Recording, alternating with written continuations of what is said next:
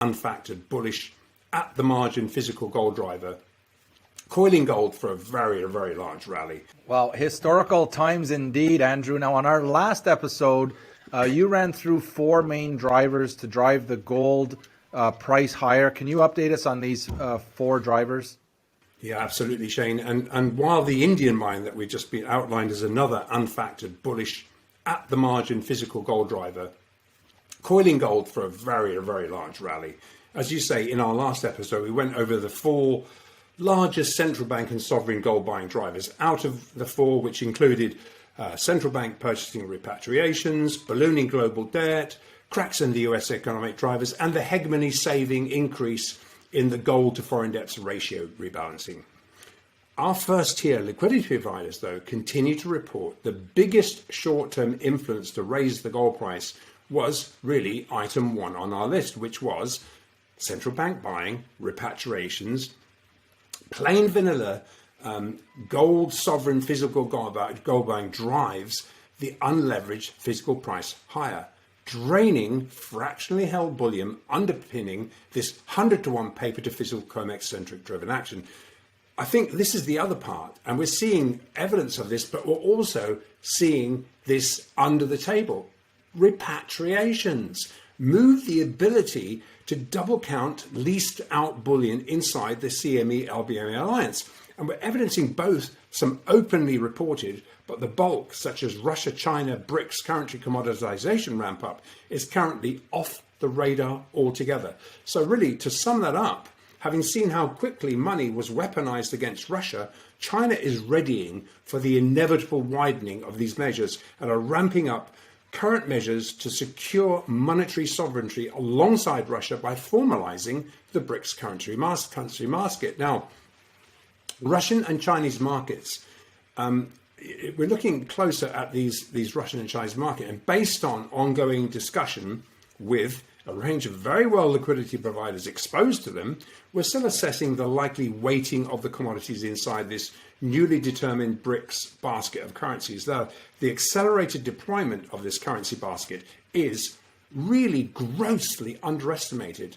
And gold and silver will be revalued at a faster pace than the ability to unwind the billions of dollars of bearish derivative bets against a higher gold price, and at the margin threatening the anchor for close to 1 quadrillion of derivatives and the collapse of the largest ETF, which is GLD. And we know that's not Basel III compliant.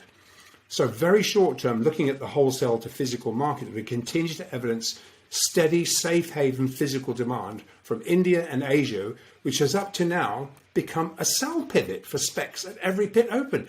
Every pit open, there's been a sell, another sell. We've seen another sell today, right there on the chart, bang. Every single time, regardless of the strong physical buying in Asia. But as evidenced at the end of quarters, as this end of quarter selling has progressed, with specs selling open interest running really thin, the house has been much quicker to take the long side, overrunning the automated pit sellers, mindlessly correlated to a rising dollar index and bond yields. Now, the BRICS currency basket is unstoppable, and while the official narrative is notably absent, at the margin, populating this basket with real physical gold and silver will undoubtedly force a price reset. Now, our first tier liquidity providers are positioning for this. However, officials are as wrong-footed as when they tried, as I say, to turn the ruble into rubble. This is a major sort of inflection point. So the disconnect between the US-centric, officially psyop bearish paper gold sentiment into opposing strong, unleveraged central bank and sovereign physical demand is compressing underpriced, tight for supply gold and silver for a gap close upside move. And this is evident by the naked short undeliverable synthetic spec positioning that despite this full-on psyoped momentum into the end of this chart-painted quarter, has begun to run out of available open interest as offsetting actionable backwardations limit the ability to strike fresh market lows. Yes, they keep trying, and they've tried it again today. But there is the insiders are forced to come and cover themselves off from the resulting delivery obligations. You can see that through the backwardations. Please, I'm just trying to draw attention to this. And this open interest structure is proportionately akin to when the spec short positioning into the Brown's bottom that we just talked about, where Eddie George made this statement. Gold was at $265 then. Obviously, the circumstances are somewhat different, but in fact, these are much more bullish circumstances. The physical market underpinning the LBMA CME paper market credit book is rapidly migrated into the Sino-Russia bullion trading alliance. Regardless of sanctions, every single oil or physical gold trader we deal with has continued to stealthily transact with Russia, which most recently forced the Swiss refiners to admit they'd done some continued activity with the state-owned banks. But as we've just assessed, this likely now is shut down. So at the margin, what that does is create another blowback. It tightens up supply, underpinning the COMEX. So be careful what you ask for. And as we've just ascertained, India has majorly capitalized on the 30% oil for gold and ruble physical discount, driving additional demand for tons more physical gold, much of it smuggled and off the radar. Now, obviously, we've reported this before, and the World Gold Council already estimate many years now that some 30 tons of smuggled gold come into India every month through the borders, leaky borders.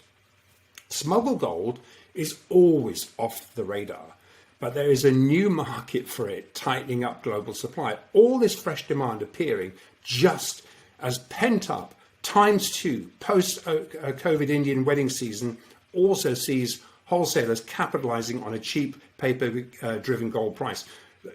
Let's not forget that with COVID had really eliminated Indian wedding season in the previous year. So it's double what it was.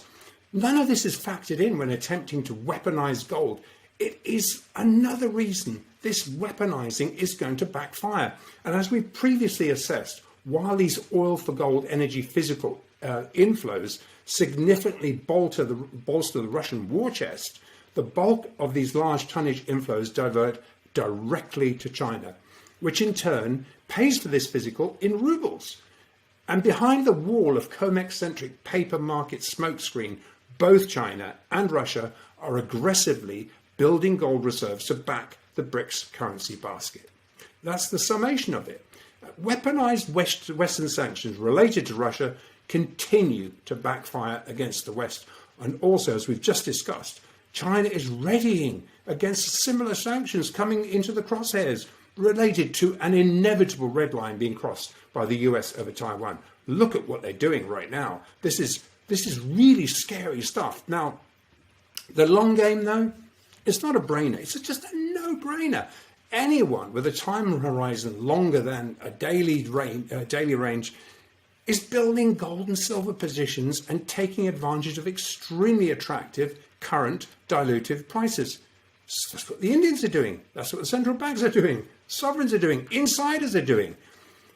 Very short term, the casino insiders are positioning to keep this 95% win ratio intact ahead of the inevitable industry-wide cash settlement.